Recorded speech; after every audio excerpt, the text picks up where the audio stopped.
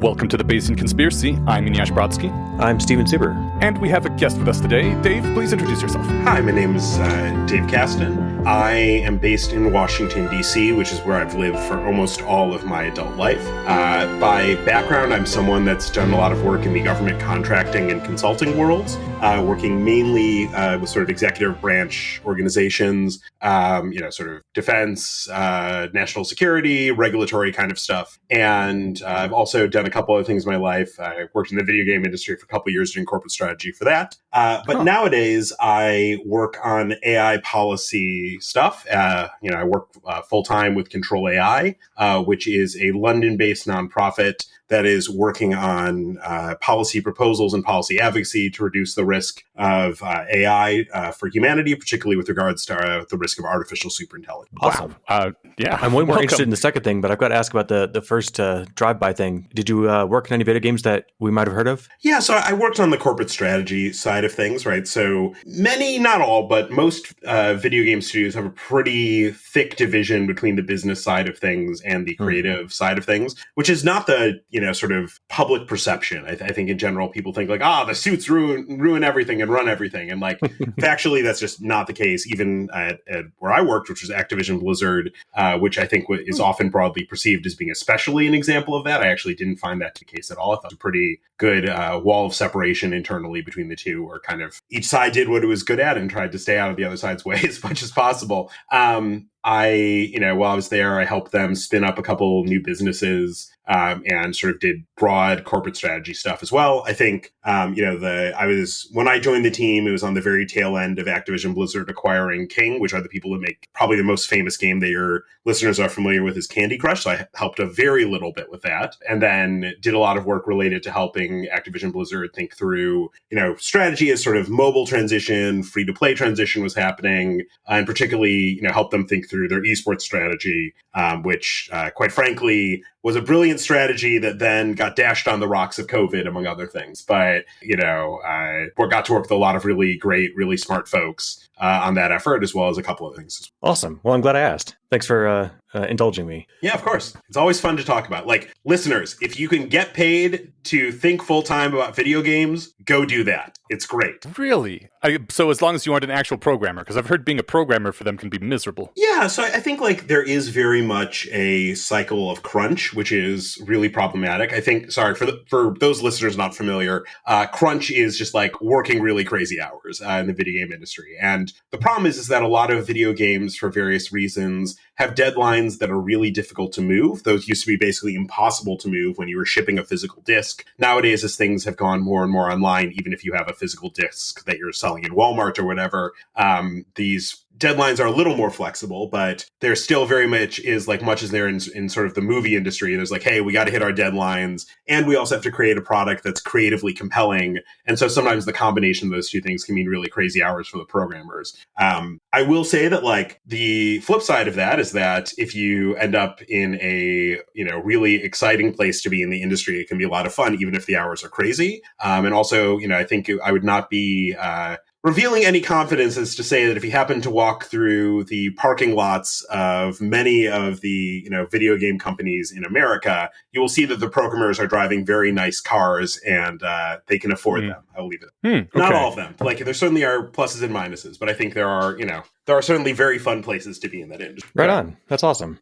You were brought to our attention by John Bennett when he was talking with us. He said that you are a great person to talk to about all things AI for DC policy and AI interactions, which is why we are talking with you right now. I got a number of places I want to go. Steven, did you want to start us off with anything before I jump in? So it's always tempting just to jump in and start asking the fun, hard-hitting questions. But I always like to. I find that if there's time at the end, I try to get like the backstory, and that's sometimes really interesting.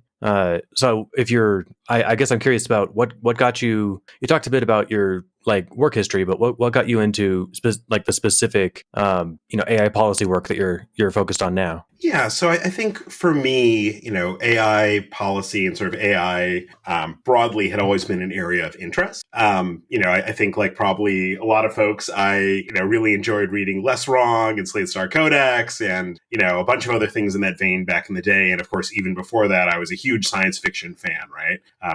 Werner Vinge and all those other folks. And so I think these are always really exciting concepts for me when I thought they were really far away. Like I imagine a lot of other folks, I know like a lot of other folks, I think I sort of had a wake up call a couple years ago when I realized, oh, this is coming very soon now. This is not going to be something that is a hypothetical one day that far future people will deal with. This is something that, us in our own lifetimes are going to have to navigate in a really substantial way.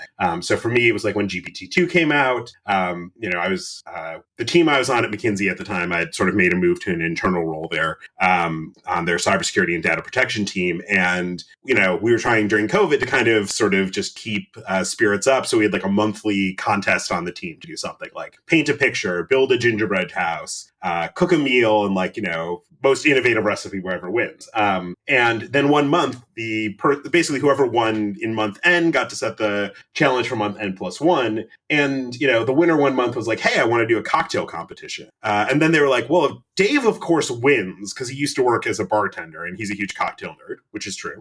And so therefore, Dave is automatically disqualified from competition. He has already won. Everyone else is just competing for second place, which I thought was a little flattering of them. And I decided, therefore, to go nerdy. And I was like, well, I'm going to, train an instance of GPT-2 on my laptop in order to have it produce a cocktail recipe for me. Then I'm going to make that cocktail and then still present it anyways. And, I think that experience made me realize like, hey, this is really nascent technology. Obviously, it's nothing, like what the models we have access to now. But like, wow, there really is something here that is going to be really impressive. And I think that for me was kind of a big moment of kind of putting it on my radar. And then, when I was sort of looking for my next opportunity, about a year and a half ago, I sort of tweeted out, hey, that I'm looking for my next opportunity. And a couple folks, very kindly, particularly Zvi Maushowitz and Patrick McKenzie, retweeted out that tweet that I'd done and, caused me to come to the attention of a bunch of folks, including Control AI, which is where I now work. We had a conversation and kind of all went from there. So, I think for me, my origin story is, has a good dash of luck in it, but also I think really is a testament to how in the AI policy space, people are really willing to, bring in folks from a wide variety of different backgrounds that, have perspectives that can be useful. And certainly that's what I try to be. Oh. Awesome. How long, you mentioned Less Wrong. How long had you been reading Less Wrong before the ChatGPT-2 incident? Oh, gosh, I don't know. I think, I sort of read it a lot in the, Less Wrong 1.0 era, as people call it, right? Sort of when it was an initial flourishing, all the sequences, Harry Potter and the Methods of Rationality, all of that good stuff. And then, I think a lot of other folks got, busy with other stages of life and other things going on and sort of stopped checking it more frequently. And then, sort of as the Less Wrong 2.0 era kind of emerged, ended up going back to the site. Certainly what the folks at Litecoin have done with sort of rejuvenating the site has been really impressive. And, started finding myself on my random internet, wanderings drawn to there more and more. And, now it's pretty much on my daily reading list again. Fantastic. All right. I have been feeling really disheartened, I guess, by the state of the state of how politics does not seem to be paying attention to AI at all. Mm-hmm. Like, for example, I not once in any of the debates, in the presidential debates, any of the politicking leading up to our last election, did anyone really say anything about AI. Mm-hmm. I think there was the most notable thing I recall was some senator speaking and saying, and when you talk about the existential risk of AI, you mean, of course, the existential risk to our jobs. And I was like, wow, what is going on in DC? How many people out there actually have some idea of what is happening and what is their understanding of the situation out there? Yeah, so I think, the answer is that it is really mixed and inconsistent. I think there are like pockets that you would think sort of feel the AGI, as it were, sort of similar to the degree anyone in the Bay Area does. I think there's other folks who are deeply focused on other problems of AI systems that exist already today. So things like, algorithmic bias, use of them for sort of creating, deep fakes for purposes of business fraud or sexual abuse and things like that is actually, as of this taping, is a big issue right now that actually is getting a lot of attention on Capitol Hill. And then, of course, there are those folks who kind of just are either A, think it's just like the next NFTs or crypto, where there's a lot of grifters and not a lot of, sort of real business value being delivered. It's kind of just hype. Don't want to litigate whether or not that's true or not about crypto, but that's certainly how they would describe it. And then, there's some folks who are just kind of like, hey, it's not even on my radar screen. I'm busy working on like healthcare or, federal emergency management or, one of the 17 other things that Americans get, every day that they don't bother to realize the federal government delivers to them, and they just haven't really paid attention to. This is shifting. I think you are seeing people moving kind of in a more concerned direction broadly. So, for example, the individual who, made that very awkward transition of, you said existential risk, maybe you mean jobs, particular senator, that individual since then has not gotten nearly as much attention for actually holding another series of follow-up hearings where both he and colleagues from the other side of the aisle have actually really been asking some tough questions, have been talking to OpenAI whistleblowers and things like that in session. So,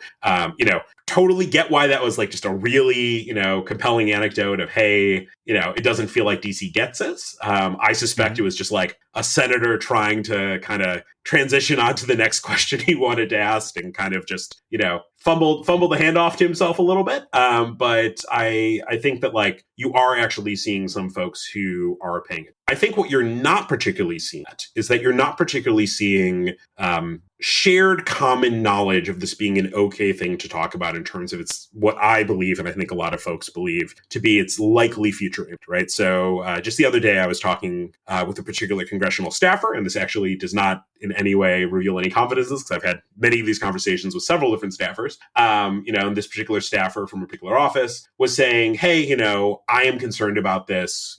I know that my boss is as well, but I can't really talk about it in these terms in public yet. It's just kind of too easy to get attacked on it, too easy to be made fun of. So instead, we're going to kind of talk about it through, a slightly different instead. And I've had several of those conversations, right? So it's a common one. What needs to happen so that people will actually be able to talk about this in a normal way? So the honest answer is that I don't know. This is a lot of what I spend my time trying to figure out right now. I don't think I've cracked it, and I don't think any of us have. So there's a classic answer, which is that you hear a lot of people say, which is that, and indeed, John, I think, articulated this perspective, and he and I argue about this a lot, and I think there is a lot of truth in it, that, the most easy way for things to change is some sort of attention-catching incident that moves the policy window really substantially, right? Whether that's a new exciting tech demo or a dangerous tech demo, kind of a Sputnik moment, or whether it's, God forbid, people en masse losing jobs or their lives in the event of something really disastrous happening. I don't know, but and certainly I hope if it does happen for any of those reasons, it's one of the first ones. But I think that's the sort of obvious theory of the case, that everyone hey, something will happen. This will suddenly rise from being I'll get to it one day to a top of the priority list for, 100 senators and 435 House of Representative reps all at once. And then suddenly you'll see action happen.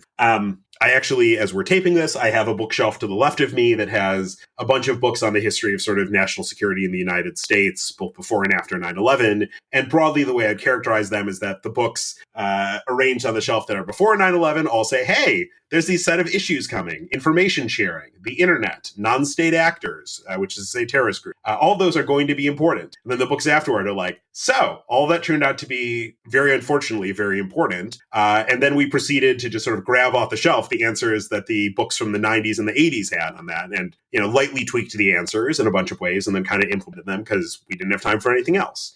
So I think that's the most. If you were asking me to bet, that's what I'd unfortunately bet is the most. I think there are other ways. So the one that I really have been experimenting with a lot and have gotten some good success on is that, as I mentioned before, the sort of the last three buckets: the folks who don't sort of feel the AGI but care about current AI systems, the folks who think it's a scam, and the folks who are just disengaged. if you tell them, hey, I'm not asking you to come to a conclusion on this just yet, right? You just met me at a cocktail party or whatever. It'd be like really weird if like you would change your whole life, your whole view on the world based on some random person talking to you. Not asking for that. But I am wanting you to know, as kind of like just a piece of like gossip, honestly, that it is the case that when you talk to people who work in the AI, talk to them one-on-one, in large groups, on the record, off the record, coffee first thing in the morning, 3 beers in at the end of the night, doesn't matter. They really do think that they are building intelligence that will be smarter than humans real soon now, and that does scare them and keep them up at night. That is actually a surprising update. A lot of people actually just don't even know that. Like that is like, and they make that noise exactly like you just did, for different reasons, right? Because they literally, there's no one in their social circle who tells them, hey, this is what these people believe, right? There's sort of just too much distance between the Bay Area and DC on this, literal or metaphorical. And, you know, I've often found that if you sort of just approach it from that angle of like, look, I'm not telling you what to believe, but I am telling you what they believe, it opens up the conversation in a way that wouldn't otherwise be, right? Because then you're no longer asking someone to kind of accept on blind faith a really big change in their worldview, but you are just telling them, hey, you didn't know it, but there's already this group of people over here who, broadly speaking, and to various degrees that, many listeners are no doubt familiar with, believe this to some extent. And that's just like an actual surprise to them. They've never met anyone before who's told them. So I suspect things like that, things that bypass the, I'm asking you right at the start to, ambush, surprise, and make a big life update, are going to be more successful. And I think hopefully the path of communications, I know that we're working on it, I know that some others are as well, is to try to find a way to, find that more gentle and gradual path to enable people to grapple with the issue from that perspective. How many people do you think don't even have any clue that there's a lot of people worried about this in the Bay? I think a lot of folks, actually. I think, I don't think I have good numbers on this. I probably should try to get us to run polling on it, actually. I think a lot of folks feel very much like the tech industry, and this is me, reporting, not endorsed, but they feel like the tech industry broadly does not care about them at all and is uninterested in how what tech builds affects their lives at all. Now, surely By folks, do you mean like people in policy in government in DC, or are you speaking? Who are you talking about? Both. So both folks who work in the policy world and folks sort of in what you might call sort of the people who listen to like Ezra Klein's podcast, and of course it's sort of partners on the right wing, and are like curious about policy, care about it a lot, but don't aren't necessarily policymakers. Both groups, I would say, kind of feel like tech doesn't care that much about their perspectives. I think there is a broad belief in, both parties in Washington that the tech industry generally has not thought enough about the consequences of the sort of societal change that it's enabled. I think there is a very low degree of trust that has developed. Sort of the above the waterline version of that you see is sort of we haven't had one, I guess, in a while, but, sort of there was a very long time where, sort of the heads of all the social media companies would get hauled into Congress to get yelled at about every 6 months or so. And I think, that was sort of the above the waterline part you could see of the much bigger iceberg below the waterline of like everyone feeling like, hey, tech isn't really caring about its impact on my constituents. The tech industry doesn't really, and I think this is not true any longer, but was for a good long time. The tech industry for a very long time didn't even really have that much representation in Washington, contrary to popular belief. Now they do quite a large amount of lobbying and have gotten a lot better at sort of knowing how to communicate with policymakers. But for a very long time, they didn't have virtually any lobbyists in Washington or any sort of policy experts. And that I think really led to this feeling of disconnect. That's good to know. I did not understand for a long time like why media generally, like leftist media, and why a lot of people with power in government seem to hate tech and want to destroy it. I'm like, why are there these memos going out at the New York Times that we need to take down tech now? It was just like, are you randomly malicious for no reason? And this is a good update. I feel like I have learned a new thing just now. And I think like part of, so I think there's two ways you can think of this, right? So the sort of call it, the more negative way of thinking about this is that the New York Times views tech as a competitor for eyeballs and for monetization, which I think is probably true to some. I think the other is that, in general, both the journalistic world, broadly speaking, and the sort of political world, broadly speaking, tends to do their sense making of the world, often by thinking about sort of power dynamics, and particularly thinking about how those power dynamics harm the most vulnerable, right? And I think listeners who might have spent less time talking to broadly Washington people might think that this is sort of more of a left versus right thing, and the left, maybe is caricatured as sort of caring more about power than the right. I think they both actually care quite a lot about this, just in different ways. And indeed, I think, one of the reasons that like caring about deepfakes has popped a lot in the sort of the bipartisan consensus, both in the US and also other Western liberal democracies, is that a lot of people have had a lot of constituents come to them and say, hey, let me tell you the story about the really awful thing that happened to my son or daughter, or the really awful thing that happened to my business, or the really awful thing that happened to someone I know in my community as a result of a malicious deepfake being made in order to harm them. And I think similarly, a decade before that, you saw the same thing with social media. And so people are like, hey, it seems like there's all this bad. That seems really problematic. What are you guys doing about it? And I think for a long time, the tech industry didn't know how to have a conversation about, sort of, hey, yes, those things are awful. Here's what we're trying to do to stop it. But also, like, here's the good that sort of technology enables. Like, they sort of knew how to have that conversation, but I think every CEO has gotten a lot more sophisticated on that over the past decade, looking across the long lens of history. And that's really changed how they engage with one.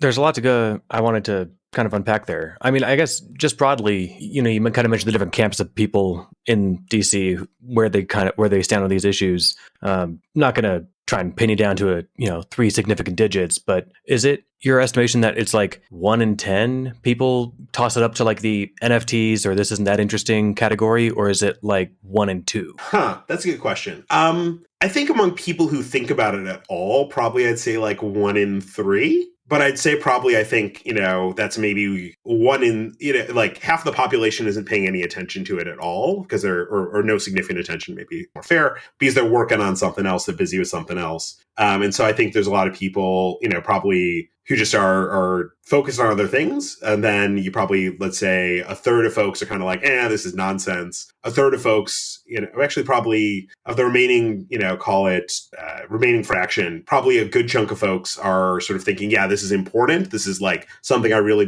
got to be on top of for my career. But, most of them are thinking about it and call it like a mundane AI capability sense. Very few of them are yet really aware of the risks in a meaningful sense. And maybe no more than a sixth of all of it, folks. And so I think that, I'm probably doing my fractions wrong, actually, I think, as I'm thinking out loud. But, I think very few folks are actually, really feeling the AGI and really worried about it. Now, that being said, I think a lot of folks who totally would be dismissive of a catastrophic or extinction risk scenario for AI are actually very interested in engaging in meaningful regulation of AI and like being very aggressive in terms of thinking about its social harms and trying to maximize its social benefits. They're just doing it for different reasons, right? Like, for example, there was a particular Republican House member who gave a speech that I saw that, repeatedly said, hey, I don't want to stifle innovation in various ways. It's a really, frankly, great metaphors for that. But then at the end of the conversation was like, but also, like, I'm still a regular, right? I still, exercise oversight in Congress. I still, over a bunch of regulatory agency. Those agencies, I want to treat AI no different than anything else. You shouldn't be able to get a get out of jail free card on the issues I've cared about for 20 years by stapling the words AI, right? And so I think that's where a lot of the attention right now is very focused. And, it's a not uncommon thing for me that when I'll go to a think tank event about AI stuff, the people up on stage are actually more willing to talk about these sort of big, scary issues. Whereas when you talk to people in the audience about, okay, what are you working on, for your boss in Congress or for, in some regulatory agency or in some, other context, it's usually much more the sort of like mundane day-to-day AI harms kind of stuff, like algorithmic bias, discrimination, the ability to sort of look under the hood and tell whether or not an algorithm is being fair to you. A lot of these are real concerns that people have. They're just not the same concerns that, sort of the classical sort of like less wrong style concern. Right. Yeah. It's funny talking about these issues in public because people be like, oh yeah, I'm very, they'll at first seem like they're on the same page. Like, oh yeah, I'm very concerned about AI stuff. And then you dive deep and they're like, yeah, I mean, what if it's representing the news wrong or something? It's like, yeah, that would be a problem, but that's not the biggest problem. I think we're all on the same page there. And I totally get where they're coming from too. It's I don't know. I'm trying to think of like maybe a really tortured analogy would be the discovery of, refined uranium. And it's like, man, but isn't radiation dangerous? And it's like, yeah, it's really dangerous. Nuclear bombs.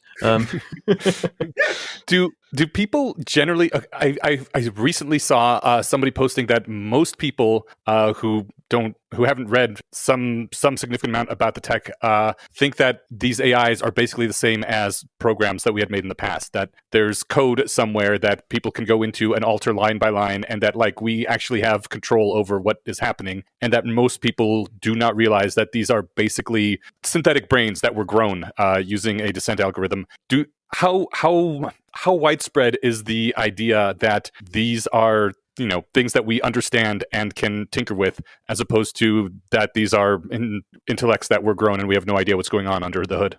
So I think it varies in ways that very poorly map onto your willingness to sort of think that an AGI or recursive self-improvement scenario is kind of coming. So I think in general people in DC do not understand. I think there are definitely plenty of experts, both in congressional staff, actual elected members of Congress themselves, as well as a lot of folks in the various executive branch agencies who do understand that. Like very clearly, like for example, the Biden AI executive order could not have been written without an understanding of that. So too, it is very clear that in the new administration, both David Stacks and Sriram understand these issues pretty well in that regard.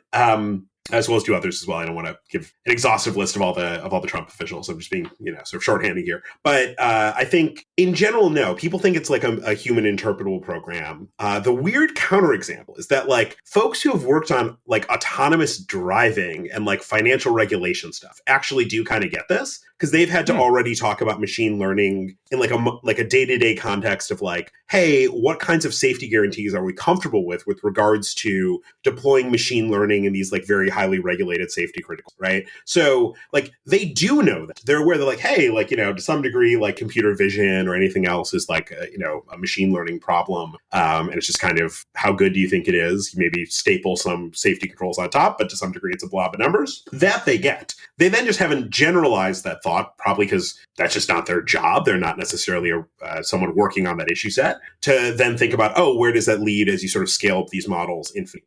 But there definitely are individuals who do fully understand that. But I'd say in general, mostly not. Okay. How big of a problem do you think that's going to be? Are we going to be able to have anything that can actually steer the future in a better place before people understand that? Or is this one of the communication issues? Like, I think it's helpful to know that like AIs are grown, not, written. I think that's certainly like a useful thing for people to know. I'm not convinced that it's, the ultimate load bearing piece of the puzzle. Okay. I think for me, like, I at least could conceive of, and I'm sure right after this publishes, someone will write me a tweet explaining why this is wrong. But at least to me, it seems conceivable that you could have a model that was human interpretable, like it's a list of 30 trillion if statements, right? Hypothetic, right? Or whatever, right? And in principle, humans could read every one of those if statements. And in principle, you could map every single path, that you could go through the code. But, in practice, nonetheless, it still has things that look kind of like the sort of instrumental convergence and the sort of, not generalizing out of the quote unquote distribution of all the if statements and things like that would happen. Like those to me, those sort of concerns about, can you really trust that a model is going to do what you want it to do, feels plausible to me, even if you have, call it fairly deterministic, sort of processes that you can, at least in theory, read with a human, a human standing there. In large part just because, like, in other domains, we have things that are, like, in theory interpretable, but in practice cause industrial accidents, right? So, the Chemical Safety Board or the Nuclear Regulatory Commission, a meaningful chunk of their labor is around the problem of, as these systems get very complicated, even if in theory you can read the blueprints and understand how it all works and analyze it, non-linearities that you weren't predicting that would happen, or weird edge cases that you weren't thinking of, are the ones that end up really biting you. And so, like, I think people can get the notion that, hey, when you wire up something complex enough, no matter how it was wired up, weird stuff happens. I think it's useful to further strengthen the point by making that. But I'm not convinced that if you somehow didn't tell anyone that would prevent them from getting the point if they were sold on all the other pieces. Okay.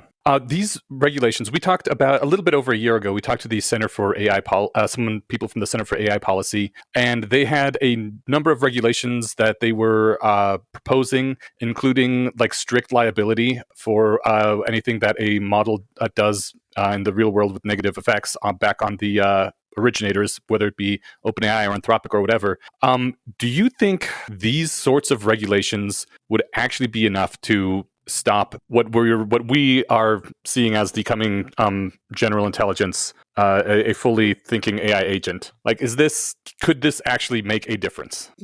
I don't. So I think you asked a couple different questions in there, right? Okay. So like, will it make a difference? Yes. Is it sufficient in and of itself? Probably not, is probably my gut answer. I'll admit that like on liability structures themselves, I haven't especially studied the issue in any depth. And to some extent, what I have is probably, downstream of talking to folks at places like CAPE, as well as folks like Gabe Wheel, who's a law professor and good friend, who has done a lot of thinking on this kind of question.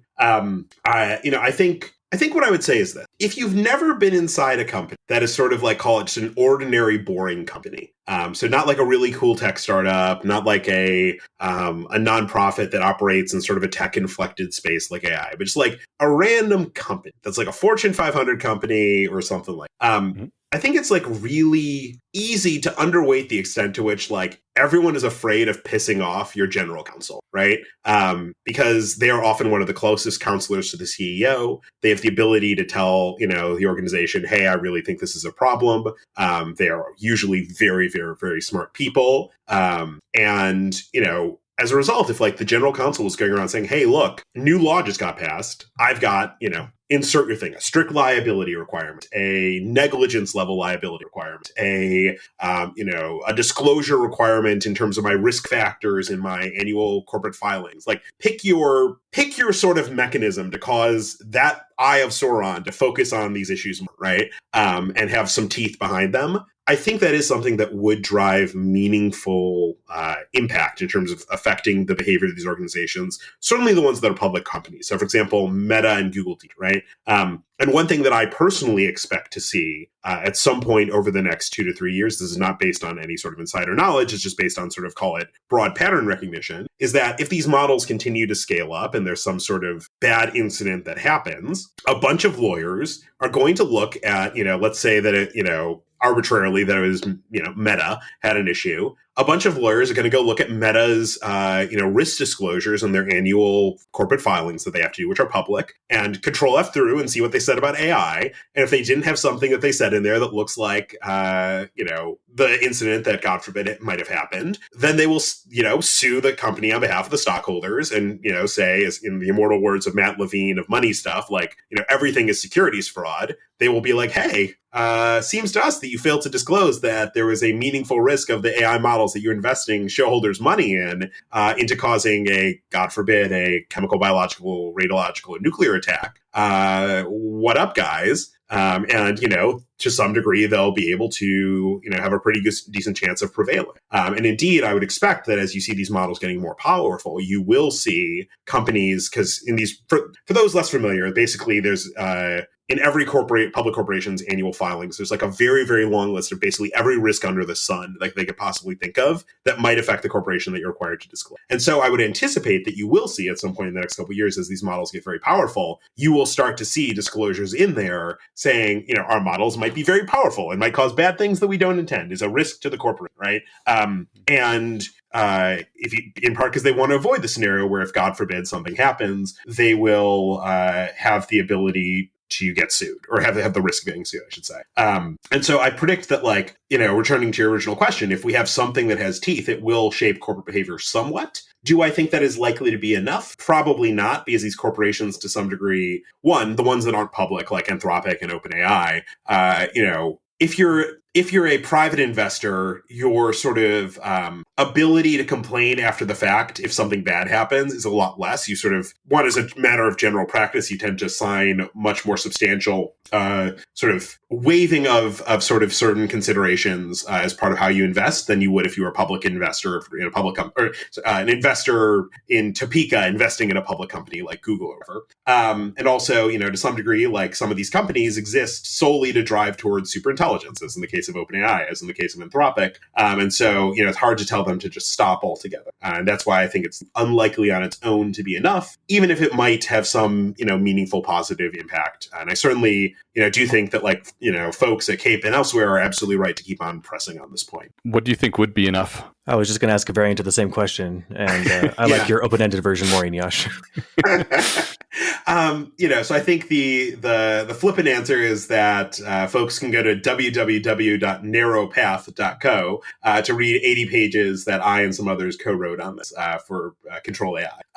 I think the short version of my answer, though, in all seriousness, is there are multiple different ways we could get here that I think, we can skate through by the skin of our teeth. I think the most likely one is, other than it just turns out that the universe loves us and it turns out that AI models really want to be aligned by default. I'm not expecting that to happen, but who knows? I think the most likely ones are things like, establishing really robust national level regulatory system that not only engages substantial oversight over the companies that are really pushing at the frontier, but also bans certain types of behavior that are risky altogether, right? So, recursive self-improvement, I think coming up with a good legal definition of that is very hard. People are working on it, but it's very hard. But if you could just sort of have, a magic wand that told you, yes, this is recursive self-improvement, no, this is not, and you could magically tie that into a legal process, I think you certainly would want to, just to sort of say, look, let's go more slowly.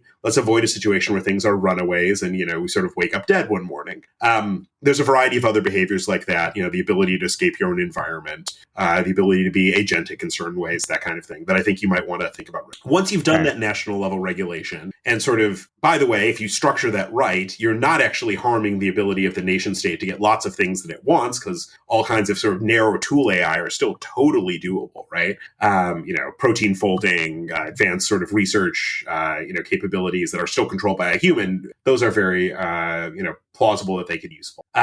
But you're not building the really dangerous stuff that could kill us all. And then you sort of say, okay, nationally, we've locked ourselves down. Let's go and have some sort of international cooperation on this question, right? Whether that looks like a treaty, whether that looks like something that's more like an informal deal, whether that looks like, no deal at all, but it's just kind of folks squaring up across the table from each other and saying, if you start building it, we're going to launch the missiles. And the other side saying back, same back to you, buddy. I don't know. I think it's probably better if there's real formal mechanisms behind it that enable international cooperation, like the International Atomic Energy Organization, agency, rather, the International Atomic Energy Agency hasn't been perfect, but it certainly has delayed proliferation to a much greater degree than people give it credit for. When you sort of look back at people's estimates of how many countries have been nuclear powers versus how many actually were, we were thinking it was going to be dozens. It's less than a dozen. And we were thinking nuclear weapons would be used in war a bunch. Nuclear weapons have not been used in war since 1940.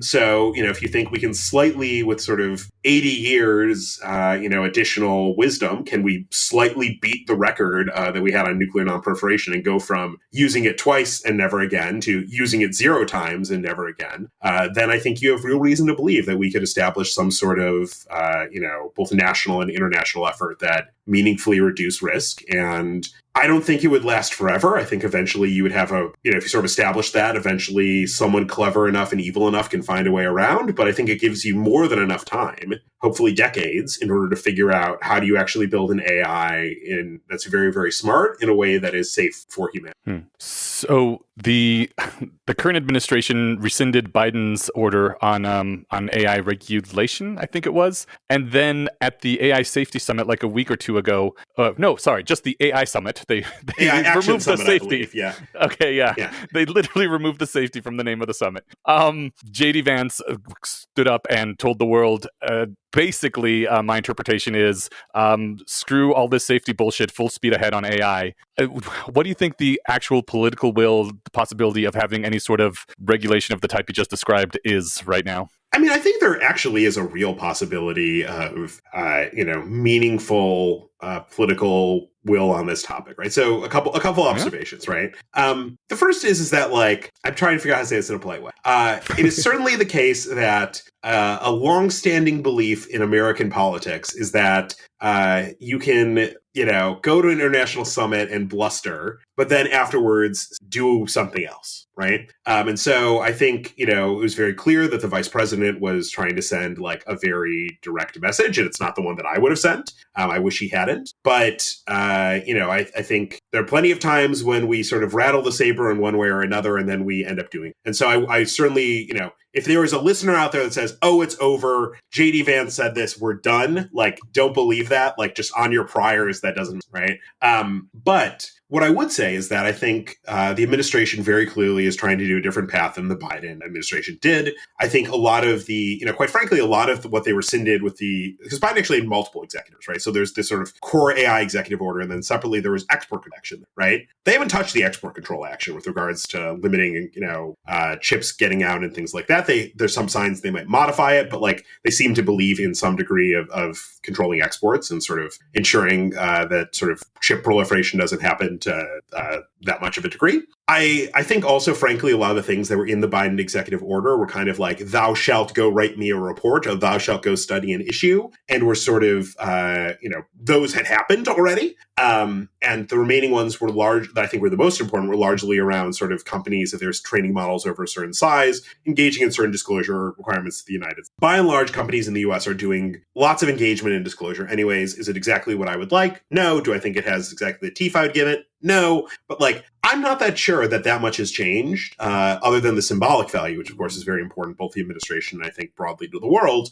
But like, I don't think like removing the Biden executive order necessarily ends our ability to. I would also say, like, as of the time of this taping, most likely I will have passed by the time that this airs. But, right now, you can go on regulations.gov and find it. The White House Office of Science and Technology Policy is openly soliciting perspectives from the general public, academia, industry, you name it, on what their AI plan should look, right? And that was in response to an executive order that was passed by the President of the United States on, I want to, in the first week at some point, I forget the exact. And so they're moving with speed, but they're considering external perspectives. I think you would anticipate that a lot of folks are going to express their perspectives on why they think that sort of, just rushing to superintelligence is actually a fool's errand and can kind of kill us all. It doesn't give you strategic advantage if you are the one that presses the button that kills us all first. And I think that people are willing to listen to that to some degree if they can find a path to meaningfully preserve American, competitive advantage and strategic advantage without addressing that, which we believe is possible. Whether or not that is a desirable thing is obviously a question that, different countries might disagree on, but certainly American policymakers care about it a lot. And I think it's definitely possible to do. Quite frankly, like the United States has a pretty good track record of backing away from building doomsday weapons, right? Like, we stopped building biological and chemical weapons. We didn't build a wide variety of nuclear weapons configurations that would have been really, really good at killing civilians at scale, but not very good for much else, right?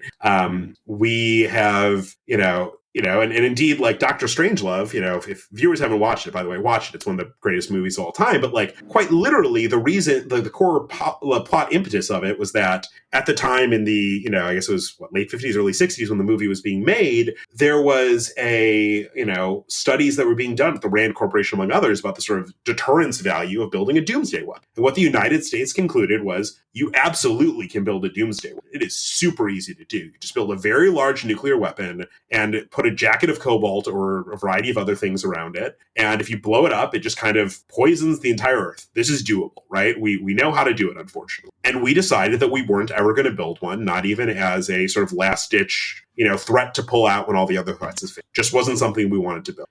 Both because it was really messed up to build, but also because, like, if you actually explore the strategic logic of it, it's really destabilizing to have an effort towards building one, because the obvious logical move is, well, if you're telling me you're building something that if you turn it on kills us all, I'm going to try to stop you at any chance I can before you acquire that capability, because once you have it, that's leverage over me for more, right? And so we decided it's actually destabilizing to build these. I think that's quite possible that we might also conclude that about certain types of artificial superintelligence as well. I think that's one proposed approach that definitely has some merit. Inyash, I missed it. There was a loud truck going by. What was it that Vance said? Oh, that we don't care about that. At least the official bluster was that we don't care about safety and we're going full speed ahead on AI. Oh, and we're not going to regulate any of this. well, between I'm being a little hyperbolic, but that was definitely the gist of it. and I mean, even if I tone that down by half, it still is disconcerting. So I mean, between that and the guy, who had to be told multiple times why you can't just nuke a hurricane, I have to just remind myself that these aren't the only two people calling the shots. And so, like you said, they put out a call for whatever, I guess, input. It's interesting that they solicit from the general public. Like, I wouldn't want them to solicit from me, and I've been an AI enthusiast for like 15 years, right? I want them to ask people who know what they're talking about, but they're also asking them. So it sounds like not all hope is lost. Can I actually disagree with that, Stephen? I actually I think you probably, speaking in purely personal capacity as all these comments are, I think that you should actually submit something. Oh, well, I appreciate that. What, yeah, I mean, ordinary citizens do this all the time. It is actually one of the things that I think, one of my current hobby horses is that I think we have done a really good job of making government in America feel really impressive. We have a very good sort of national mythos around it. We take kids on basically a secular pilgrimage in middle school, a lot of them to come visit the National Monument and walk around and do all that stuff, right? And as a result, we make government feel really impressive and cool. And it is really impressive and cool. But at the end of the day, most Americans don't realize the power that they have to talk to their own. You see this on only a couple issues. Usually do you see sort of Americans at scale engaging on a topic. And as a result, those are topics that policymakers care a lot about getting right? So, one example is sort of all things relating to prescription drugs. As a result of that, you've seen a lot of effort to really make sure that the FDA process takes patient advocates' concerns into account, right? Similarly, on sort of other topics, part of why is it for, whatever your opinions might be on firearms, it is certainly the case that if the NRA historically asked its base to provide comments on a firearms regulation issue, they would at mass, right? They would click on the link and they would just provide comments. And similarly, there's a couple other issues as well on both the left and the right was the case. We do not yet see that on AI. I bet if we saw that in a constructive and positive way, whether that's in terms of providing comments to the Federal Register, that's regulations.gov, it's called the Federal. It has multiple names. It's a long story. Whether that's providing comments directly to the federal government, which is your right as just actually not even a citizen. Any human being can do this. Or whether it's calling your representative in Congress or your senators, or whether it's, writing a letter to the editor. At some point along the way, we somehow convince people, and I really don't know how, that this is not something that's easy to do. And in fact, one of the things that I've been playing around with the notion of is the next time I'm out at one of the Bay Area conferences, Less Online or Manifest, that has sort of a little bit of an unconference structure, is that I might literally do a session that's called, "We are going to call your congressman right now." And it's literally going to be a 30-minute session where we're going to sit there. I'm going to explain to you, this is the number that you call that is the Senate switchboard or the House switchboard. We're going to call right now. You call it, you give your zip code, and then it directs you to the, actually maybe it's, I forget exactly how it works. I usually it's called the particular office direct, but you call the switchboard, it figures out which your correct senators or representative are, moves you straight to their office, and you can leave a comment right then and there. If there are people in the office, they'll talk to you. If they're not, there's a voicemail box, right?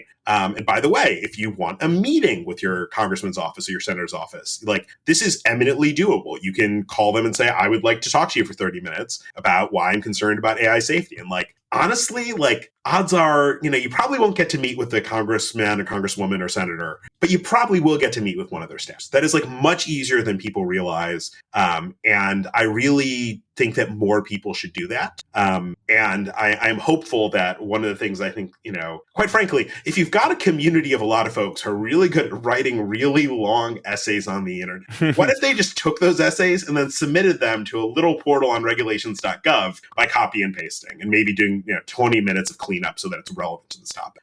I think there could be a lot of value in that. And it's something that I'm hopeful that I can encourage folks to try more. You make a compelling point, and I think maybe I'm just a bit jaded, maybe because it's been so long since civics class, but I kind of forget that, the government, there are ways to talk to people out there, and it's built into the system. Yep. I did do a quick search. It's worth noting, and we'll probably put out a notice between episodes about this, but as of today, there's only 9 days left to submit your feedback on the artificial intelligence action plan. Yep. So those are through the March 15th. We'll probably put something out for that because I love the idea of, someone submit Yudkowsky's time essay, someone grab Zvi's top 3 blog posts. Or, I guess the downside is that we inundate them with everything Zvi wrote. No one will ever finish reading it, but it's all worth reading, right? I would actually not be surprised if, the usual way this tends to work is that there's someone whose job is to literally categorize every single input that is received. And there's a giant spreadsheet that's like, okay, Bob Smith wrote us a letter that was 3 pages long about his personal feelings about AI. How do we categorize them? They have some sort of categorization scheme, right? And then there's such and such XYZ nonprofit sent us a thing. What are the recommendations? How do they fit into sort of various buckets? And it's just like a giant spreadsheet exercise of categorizing all this stuff. And then they look for patterns. And so frankly, if you were I would encourage folks to sort of feel comfortable speaking in their own voices. But if you're like, hey, I'm Steven, I've been caring about this a long time. I really think this essay sums up my feelings better than I ever could. I really would appreciate it if you sort of took a look at this essay, here's a copy and pasted in or whatever. Here you go. I think that's a very reasonable thing. And indeed, if you look on the Federal Register, you can find examples of this pretty. Well, you've convinced me I'm going to do it. That's awesome. I appreciate the encouragement. Great. Yeah. I heard from someone who works in the federal government that, since they do have to look at all the public comments and categorize them in one way or another, first of all, I guess, adding your own little voice is kind of nice. It's like tally one more into the really concerned about AI existential risk column, which is good. But apparently the government spends literally tens of millions of dollars a year on people to read all these things and then put them in these spreadsheets and categorize them. And he pointed out that we may have the tech right now for an LLM to be able to do this for much cheaper. So if someone wants to get that running and sell it to the government for a cost that is less than tens of millions of dollars a year, you could get a very viable business out of that. Yeah, and I wouldn't be shocked, by the way, if particularly in this new administration, I wouldn't be shocked if they're also doing that as well. If they sort of say, hey, LLM, look at this entire bucket of files and tell me common themes.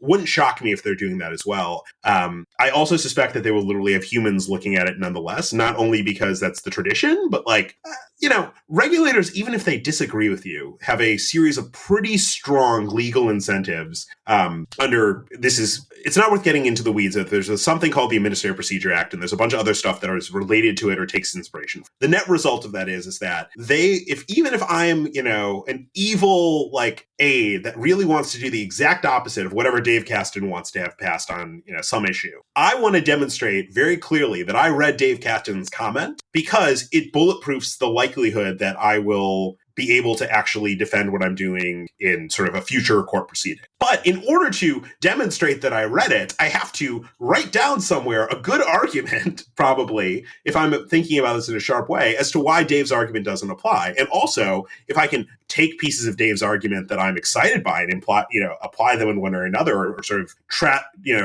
some sort of path dependency, I have an incentive to do so, to modify my draft proposal in order to look more like the submissions I got from citizens, in order to make it more likely to be able to, right? And we sort of created these incentives on purpose in order to make it so that, at least the theory of the case was that we'd have a government that's responsive to its citizens. Whether or not you think that's successful is a very complicated thing that many law review articles have been written on. But the net result is, to your point a moment ago, tens of millions of dollars of staff time are being spent on reading all these submissions. And they range from everything from a 1-page essay to, here's a 30-page, position paper, to everything in between. I was surprised by how. Okay, so this is something I'm hemming and hawing a lot because I don't want to reveal a lot of personal details here. Yep. But I know someone in the Bay who contributed the maximum amount you can contribute to a campaign as a private citizen to a lot of senators and reps that were doing AI things. And this caught the attention. And the maximum amount is in the low thousands. It's And just that caught the attention of some process, someone somewhere, that this private citizen was making the maximum contribution to specific, a dozen or so people. And somebody reached out, contacted him, was like, what's going on here? And he has written extensively about AI things before, and due to what turns out to be investment of just several tens of thousands of dollars, has met with literally the people directly below senators, and I think in one case actually had a lunch or something with a sitting senator, which kind of blew my mind that just doing targeted maximum contributions like that as a private citizen can get your voice heard. Yep, I think that's right. I think, certainly, again, speaking purely in personal capacity, like, I think it is worth considering if you want to donate to, particular candidates that you think might express your views on any issue. I do want to emphasize that while that is certainly helpful for some people, and there's a reason that will do it, it is very possible to have influence with a elected official having never spent a dime, right? And like, part of this is that, at the end of the day, they're not getting, like, dollars are a proxy for votes, right? So if they have a good reason to believe that talking to you gets them votes, they kind of on some level don't fully care whether or not it gets them dollars, right? Dollars are just like the thing to sort of help them in their sort of ability to engage in, under the rules we've set up, competition for people's votes. And so, certainly a worthwhile thing to consider, and anyone who is considering policy influence on any issue, I'm sure would consider it. But, I don't want to leave readers with the impression, or listeners rather, with the impression that that is necessary. Though certainly, if you go on there are various disclosure sites for this right now, you can probably figure out like that there's probably a decent number of people, I would imagine. I've never looked at myself, but I imagine there's folks who've tried this strategy. Okay, we are starting to run low on time. Stephen, did you have things that I know I've been talking about? Did you have anything you wanted to hit before we start running out of time? I mean, before we're totally wrapped up, I want to give Dave a chance to tell us a bit about Narrow Path and how it's different from the Center for AI Policy. Are you guys aligned? Are you guys meeting every week, or anything like that, or adversarial? Yeah. I think no. I mean, like, so it's probably worthwhile context to give that one of the leaders of the Center for AI Policy, Jason Greenlow, and I actually overlapped in college. So I've known him as just like a person for like, since I was 18, I guess. Might have been it might have been 19. I don't know, but like, I've known him for a very long time. I certainly think that what CAPE is doing is, really important. I'm really excited about what they're doing. They're good friends. They were very kind to quite recently invite us to present at a sort of, I forget the exact word that they used to describe it, but sort of a fair that they put on in a congressional building of sort of, here's a bunch of people who have opinions on AI safety topics. And they did this really cool sort of setup where it was both sort of call it nonprofit organizations that do advocacy on this broadly, but also student organizations that do this as well, right? Which is clever for a couple reasons. The first is that like actually a lot of them are doing really cool, interesting stuff. Right? I was actually like really blown away with a bunch of the demos. Like, and indeed, I know of at least one individual who previously was the head of one of those organizations who now is employed at one of the leading AI companies. So, if listeners want their career path and happen to be in college, worth considering. But on top of that, like also because they had students from all over the place, it drew in staff from all the different, well, I don't literally count all offices, but many different offices that, have that. So for example, like, Indiana was there, right? So there were folks from the, Indiana offices and things like that, right? Very clever design, very smart, very cool advocacy. I think their proposals broadly, again, speaking personally, I've actually, haven't ever bothered to like officially get a blessing on this statement from my boss one way or another. But like, at least speaking purely personally, I think a lot of what they're advocating about sort of national level regulation, particularly their overall draft bill, is really appealing to me and really exciting. I think that like one thing that they're navigating as well as everyone else is whether to sort of go straight for the big bill or whether to make smaller proposals that are sort of stepping stones along the way, right? So for example, they put out at the sort of end of 2024, they had sort of a series of, hey, if you're not willing to go to the big bill just yet, here are 3 proposals that are smaller that we think are great tuck-ins to other bills, right? So they have a whistleblower provision. They have doing a bunch of what are called tabletop exercises, which are basically sort of like war games, a role-playing, of sort of potential scenario and understanding its dynamics, which are really great and really influential, by the way, in the defense world for those who are less familiar. And then they have some other proposals. And like, I think that is a great and worthwhile series of things to do. It's not where I personally am investing my time on those smaller ones, but like, I do think it is both worthwhile pursuing the sort of smaller scale tuck-ins as well as the big stuff as well, in order to be able to have a conversation with congressional offices or other policymakers where you can say, look, I want to meet you where you are. I will do anything that reduces risk. I've got the big proposal. I've got the small ones. Let's talk about what feels feasible to you in the current policy window. I think that is a important strategy to have. I'm very glad they're doing it. It's not where I'm personally spending my time. My advocacy is much more on, hey, I've got a really big proposal that's, sort of the narrow path, and then the sort of direct institutional plans that we have that are sort of the national level chunks of that, and trying to advocate for that in the United States, because that's where my main focus is. That's what our organization is mainly focused on. So like, I guess if you were sort of saying like, what do you disagree on? I guess we lowercase d disagree on the notion of sort of which of those two should have the relative emphasis. But like, I think both of those need to exist in policy advocacy in order to have a meaningful chance to have conversations with as many policymakers as possible. And I think like 9 times out of 10, if we could sort of enact our like perfect policy, there's a lot of substantial overlap in positions. But, I'd be curious, like, I would love for you to go ask the Cape folks and say if they, what their perspective is. I suspect it's closely correlated. We work with them informally a lot, but who knows? No, that's awesome. If I do get a chance to talk with them again, I'll ask. I think you hit the nail on the head that it sounds like there's a perfect synergy. They're trying to get really anything done. It's not, in your words, it sounds like they're trying to get anything done however they can, and you guys have your eyes set on the home run. And I think you're absolutely right. I think that having both approaches is the optimal strategy here. That sounds great. So yeah, I was said it better about, than I could. Yeah. Well, I think I kind of just repeated what you said, but we'll share credit.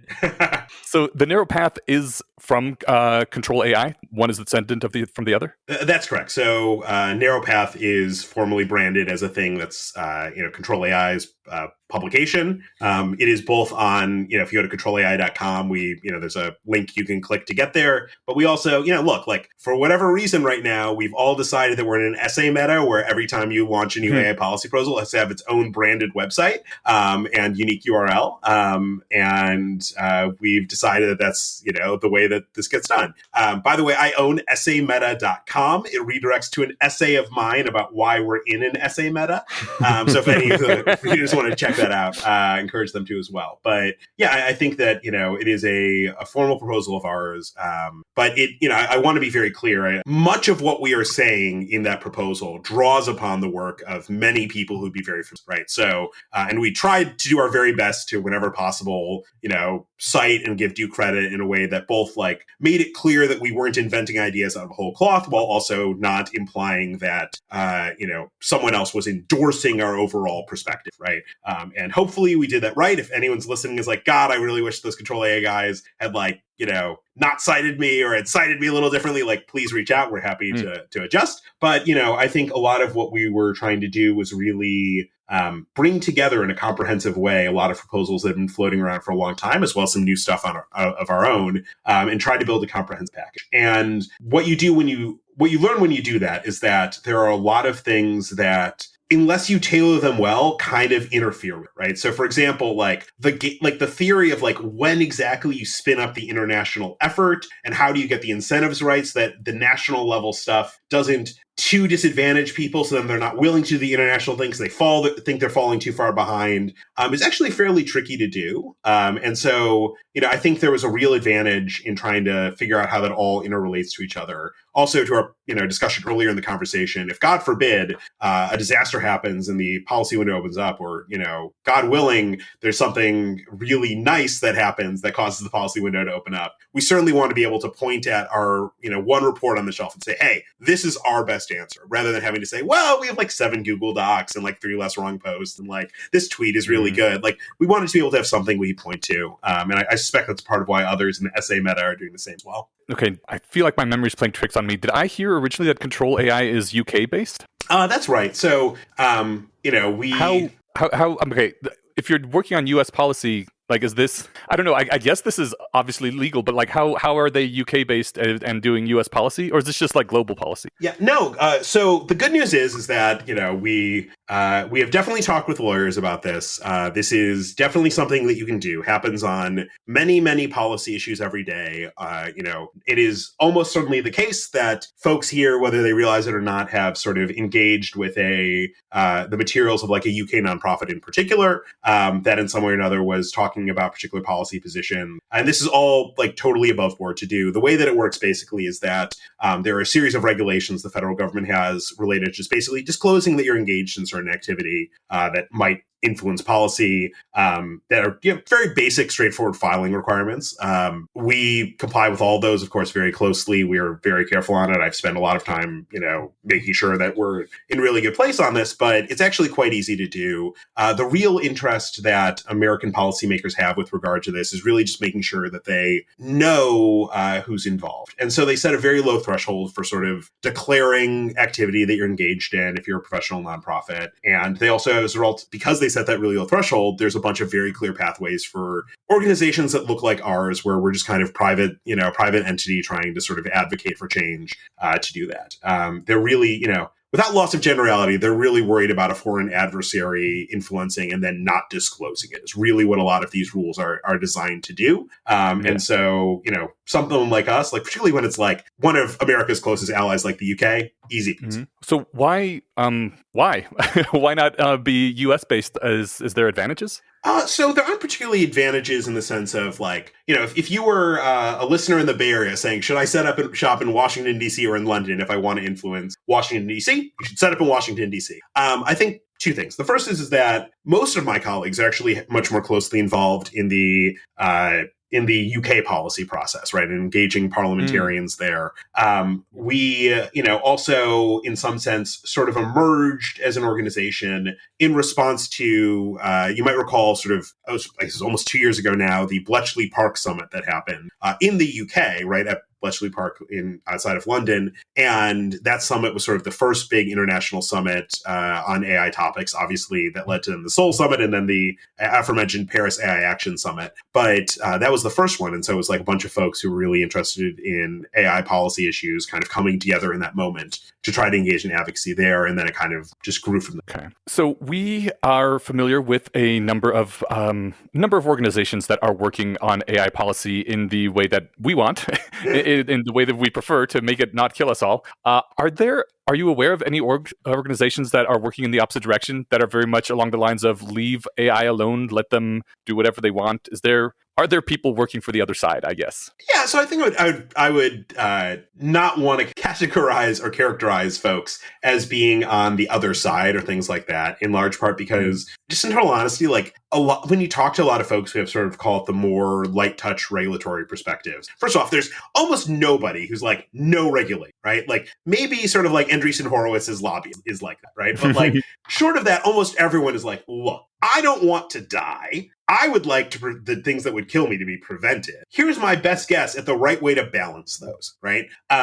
And so I think there are, a lot of folks who care very deeply about that. And I think often sometimes get unfairly caricatured as not. I also think it's fair to say, like, in total intellectual honesty, yes, I have strong disagreements with a lot of them. If you go on my Twitter, feed, you can find some of them. And, I think part of that is that, we are all operating on imperfect information. We're all trying to advocate for our best. But yes, I personally think that, like, there are folks whose positions, in my point of view, are net negative. And part of why I'm comfortable saying that is that they have openly said that they believe that my position, which is in opposition to theirs, is net negative too. So, there are real debates on this topic. I think most folk, like sort of the EAC perspective, I find kind of pretty intellectually frustrating because I don't think that there's actually a coherent theory of change. It's kind of just like, I want to do what I want is kind of theory, right? And those folks, I think, are very much not, in my opinion, kind of looking a couple moves ahead on the board of what really dangerous things could start happening and how those perspectives could be problematic for them. Similarly, I think sort of some of the push in the open source movement, I totally get why folks are excited by a lot of the advances in there. I am, personally think a lot of them are currently quite interesting as well from a technical perspective. But, I think some of the folks in the open source, I don't even want to say the open source movement, because I love the open source movement generally. Like I have a bunch of EFF hoodies hanging on the wall in this room. But sort of the meta thing where it's not actually open source, right? Because they're not giving you the build files in order to reproduce it yourself, right? They're just like, here's some open weights that you have, like, not even an MIT license. Right? It's not even an open source license. It's kind of like this weird list, right? Like, do with it what you want as long as our lawyers say it's okay, right? Like those folks I have an objection to because I think they're basically kind of just like spewing increasingly risky capabilities out into the world with very little thought about what the long-term consequences of that will be, largely because, in my point of view, I think Meta was kind of like, hey, we have a good model. It's not the best model. How can we redefine the construct in order to say this is the best model? Well, Meta has been a really great supporter in a lot of other ways of the open source community. In a lot of ways has open sourced a bunch of really cool software over the years, particularly on the infrastructure side. And I think they're kind of like, well, what if we say we open source this model? Will that result in us being the best open source model? And it did for a time, right? It caused people to use it. But I think folks like that, I have pretty substantial disagreements because I think they're engaged in a really wrong. By contrast, there's folks who I disagree with on a bunch of stuff, but agree with on a bunch of other stuff, right? So for example, Dean Ball and I have disagreed on a bunch of things about what the right course of action is on various sort of regulatory matters, mainly at the national level he and I have talked about. But nonetheless, I think Dean gets that AI that is very powerful is coming very soon now and is trying to navigate that domain. Do I agree with him on all of it? No. But I am glad, at least on some level, that some of my, intellectual sparring partners are at least admitting the world in which we are headed. The folks like Meta or the EACs or Andreessen Horowitz that are not admitting the world in which we are headed and its potential very risky, very consequential outcomes that it will deliver, those are the folks that I'm wanting to row against, right? Because those are the folks who, at the end of the day, are not aligned with me in terms of call it final goal. And that's where I'm really worried. That is kind of what I was asking about. Do those folks have an organization pushing their interests that you know of? I mean, I don't think there is some organizations that I think are probably more, call it EAC or kind of pro low to no regulation kind of thing. So there's, I'm blanking on the name of Brian Chow's organization that is more sort of that. I think, I would not characterize him as an enemy, to be clear. I reject that framing. I think he, however, would say that he is not aligned with, Control AI's perspective. And, there are other organizations as well that have some of their perspectives. Certainly there's lobbyists for Meta, there's lobbyists for Andreessen Horowitz, that kind of thing. But I really hesitate to declare anyone my enemy on this domain in this kind of way for the simple reason that even some of the organizations that were the most, now we are the most I want to go really far in terms of policy to be risk reducing is MIRI, right? For example, right?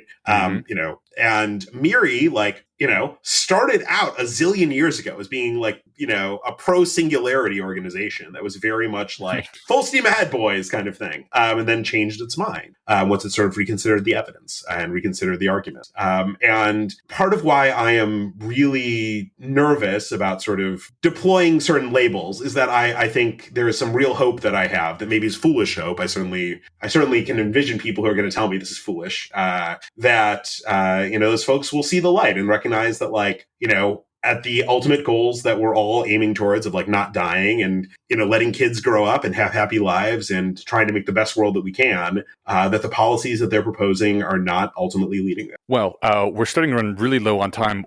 How can people get into policy work if this is something that they want to do? Yeah, so I think, my number one message to folks is I think there's a lot of people who, when they think about getting into policy, there's two failure modes that I see, right? And, again, reminder to listeners, I've been in this particular AI policy world for a year and a half. Entirely possible I'm wrong on something. But my sense is that there's two failure modes. Failure mode number one is wanting to just dive in right away and kind of do the same thing that you see your intellectual heroes doing, literally. Not in the sense of following the same, desire to produce really smart stuff, but in the sense of I literally just want to repeat the arguments that other people have. I think that can be, easy to stagnate in that if you don't sort of spend time figuring out what you believe and why you believe it and have the ability to say, here's what I think the important policy research and policy advocacy that isn't getting done or needs to be done more of is. I think if you don't take at least a moment to reflect, you're going to miss that. On the other hand, I think if you spend forever reflect before you sort of try to go out there and do it,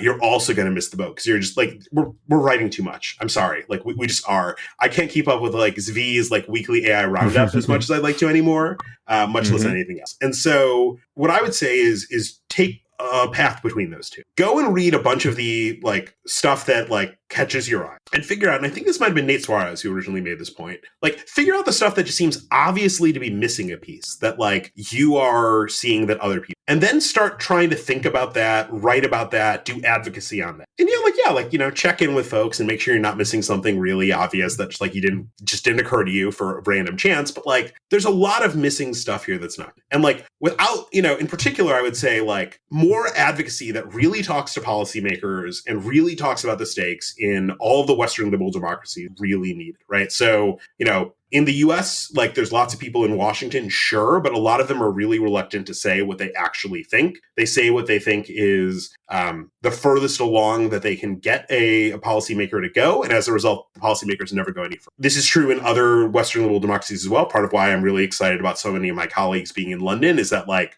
quite frankly, I think there's a lot of just unaddressed opportunity to engage in advocacy there, right? Like one of the big AI labs was founded there, right? Kind of like Google DeepMind, right? Like there is, actually a pretty large community there. They are a nation that is a UN Security Council member that has a lot of, influence in the world and is a very close US ally. I think doing advocacy there is also great. I think doing it in New Zealand and Australia also is deeply underrated. I think, I would be curious to see what advocacy looks like in Israel or Singapore or anywhere in continental Europe. I think there's a lot of that there isn't nearly enough. And so, like, one of the things that we're doing at Control AI is that we're trying to say to people, hey, look, like, here's a narrow path. Here's our best guess on what we think the right policy might look like. We've tried to take our stab at writing down a couple of national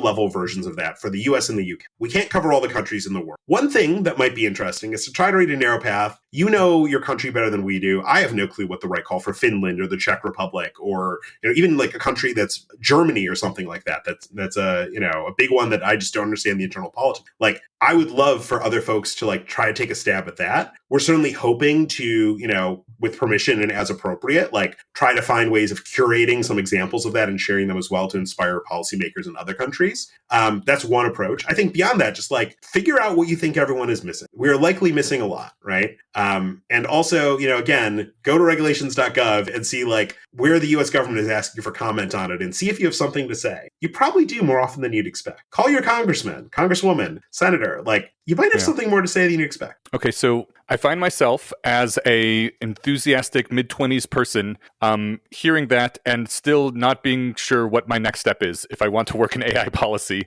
Do you have like advice to me as enthusiastic 25-year-old Eneasz what I should do tomorrow or this summer if this is something I want to get involved in? Great. Helpful feedback. I think a couple things. I would say if I were looking to get into this right now, I would, one, attempt to spend a bunch of time like just actually using AI models. You'd be shocked how many people have strong opinions that literally don't use Claude once a week, right? Or, ChatGPT, whatever number it'll be up to at the time of release, right? Like, just use those, get a little bit of taste on them, a little perspective about why they work the way they do. Second, write stuff in public, right? Put it out there, and engage in conversation with others, post on, very low, lightweight ways of doing it are like posting on Less Wrong, posting on Twitter, that kind of thing. For the simple reason that those are feel like less formal spaces. You can play with ideas. And if someone says you're wrong and here's a good reason why, and they convince you, you're like, yeah, I'm wrong. Okay, cool. Fair enough. Fun discussion today, guys. Like, this isn't a formal paper, right? Then I would say try to get to know folks that are involved in policy stuff and explore opportunities that exist. There actually is a decent number of opportunities in space. There's various sort of programs that exist for folks to, learn more about this. So like Blue Dot Impact has one of them. There's various other fellowships as well. OpenPhil has career transition funding for folks who are doing something else and want to move into this space. There's a bunch of just funding and support that exists in this space that you can potentially take advantage of. I think taking advantage of it well requires knowing what you are wanting to. So I would say spend a little time reading, spend a little time playing with the models, write some stuff, literally set a goal of writing at least one thing that you post online per week, whether it's one tweet or one little essay on Less Wrong or one giant Substack, whatever, something, reacting to something, expressing respect on something, advocating for something, whatever you think is right. And then get to know people in the space, get to know the resources in this space. There are a bunch of really good opportunities out there that are worth exploring as ways of sort of transitioning into this space. Okay. This is going to be a little bit of a tangent, but sometimes we like to post some things that only our paying patrons get that are, still interesting, but not on the core topic. Do you have like maybe 2-3 minutes to sum up why we are in an essay meta? Yes, I would love to. So what does it mean to be in an essay meta is probably where I should start in a little more context, right? So a meta in video games is a set of circumstances where All right, that's your little preview. Check out the RSS feeds for the Substack or Patreon to hear the rest of his awesome reply here. Now we'll wrap up the episode. Okay, so I think we are basically out of time here. Okay, actually, first, is there anything that we really should have touched on that we didn't touch on that you would want to bring up now? No, I think we touched on most of the stuff that I was really hoping to be able to share in this conversation. I really enjoyed the conversation and, really, really liked in particular getting to talk a little bit more about the ways that DC works. Yeah, that was fascinating stuff. Where can people find these things that you've been talking about? Like, what is the thing you want the people who will actually click through to click on? Yeah, so I think there's a couple places to find me where I do most of my writing and where I hang out, right? So I am at davekasten.substack.com. And then confusingly on Twitter, I'm at David_Kasten. This is very hard to find. There are unfortunately a couple of Dave Kastens in the world, and one of them in particular, though he's a good guy, we've actually talked a couple times, was very good at grabbing all the handles for all the things I wanted in life up until Substack, where I finally beat him. Nice. So it's in a couple different formats. But yeah, just davekasten.substack.com and David_Kasten on Twitter. Okay, great. Stephen, am I forgetting anything? No, you did great. I switched my desk to standing, and it must have wiggled my cord and disconnected my good mic. So I'll speak as little as possible for the outro here. I guess. No, this was awesome, Dave. I really appreciate your time and really thought-provoking conversation. And like I said, you've inspired me to be a more active citizen. And we'll be sure to link to everything that you just mentioned, including narrowpath.co as well. Awesome. Thanks so much, guys. I really appreciate the chance to chat and really appreciate you sharing whatever in lately. Yeah. Thank you for coming on. This has been great. Thanks so much. Bye. Bye. Stephen, welcome back. Hey, man. How's it going? Good. We are here for the end matter of the podcast where we talk about, a few minor things, do some acknowledgements. I think the first thing that I wanted to mention is that we talked about the Center for AI Policy earlier in the podcast when we were talking with Dave. And we've mentioned it before when we were talking with John Bennett. We interviewed them like a year and a half ago. I just got word between last episode and right now when we're recording, a few days later, is that they are doing a funding push right now, and they are going to need some support to continue what they're doing. So we are getting the word out to let people know, hey, they seem to be doing good work and you can donate to them. There's a link in our show notes directly to their donate policy, or if you're a potential major donor of $5,000 or more, you can email them at jason@aipolicy.us. So, go ahead. I was going to say, yeah, I saw that in Discord too, and I'm happy to spread the word. I hope that they're able to keep doing the work they're doing. Like we talked with Dave, I think that, and I'm actually glad I got a chance to sort my thought on this. I'd asked him basically what are the two differences, or why are the groups there? Why are there two? And I think he had kind of interpreted that like on what do we disagree on? And I more meant just like, no, why do you guys both need to exist? So what different avenues do you guys pursue? And the CIAP is absolutely doing work that is important, as of course is Control AI / Narrow Path. But yeah, I think we said in the episode, the synergy between these two groups is important. So yeah, if anyone has the capacity and bandwidth, please check out the link in the show notes and try and keep them going. Yep, we will have a link to their support page. Awesome. The other thing is a far more personal kind of thing. But do you remember our friend Thomas Elliott? Of course. He's made some games in the past, including a role-playing game. He has a new role-playing game that is out right now, actually. It's a very light on the crunch role-playing game. It's much more about interactive and combined storytelling. But it's called The Singularity Will Happen in Less Than a Year, which is why I bring it up now, because it's very appropriate to this episode. And yeah, it's you guys tell a bunch of story using some cards about what happens throughout the course of the year, and at the end of the year you have made a prompt based on what you did throughout the year and the various cards, and you put that into an image generation, and then that tells you about what happens. It sounds fun. I played another role-playing game that I don't think he authored it. I think he was our game master for it. And it was like the lightest version of D&D, kind of tabletop game. Mhm. Yeah, no, it's fun. And he's got quite the, like making games is a lot harder than it sounds, like than it looks rather. Like you play a game, be like, oh, this, I get it. Mechanics, I'm picking these up. But making a game with balanced mechanics that's like fun is Mhm. a damned hard challenge. So Yeah. Thomas has quite the skill. Yep. So Singularity will happen in less than a year. Link in the show notes to that as well. Just says the Singularity will happen in less than a year. Also, there's a game by that same name, and that the link to that will be in the show notes. Right.